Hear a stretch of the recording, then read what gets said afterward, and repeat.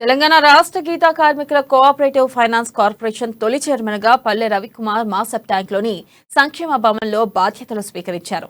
ఈ సందర్భంగా తన గౌడ జాతి కోసం కృషి చేస్తానని తెలిపారు. బాధ్యతతో త్రికరణ శుద్ధితో పనిచేస్తానని వెల్లడించారు. తనకు బాధ్యతలు అప్పగించిన సీఎం కేసీఆర్ కు, కేటీఆర్ కు సహకరించిన మంత్రులకు, నేతలకు కృతజ్ఞతలు తెలిపారు.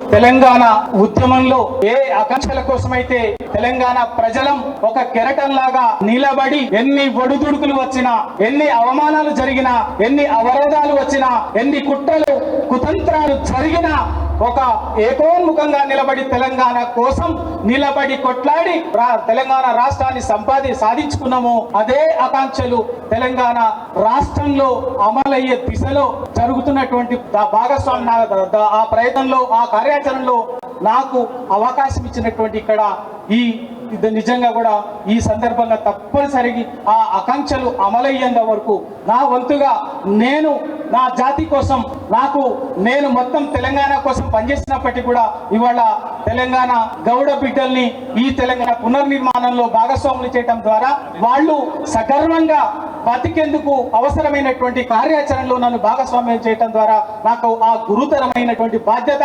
అప్పగించినటువంటి ఆ బాధ్యతని తూచా తప్పకుండా త్రికరణ శుద్ధితోటి నేను ఆచరించి నిలబడి తెలంగాణ కోసం ఏ విధంగానైతే నిలబడి పనిచేశానో అదే ఆత్మశుద్ధితోటి, అదే త్రికరణ శుద్ధితోటి, అదే నిజాయితీతోటి, అదే నిబద్ధతతోటి దీని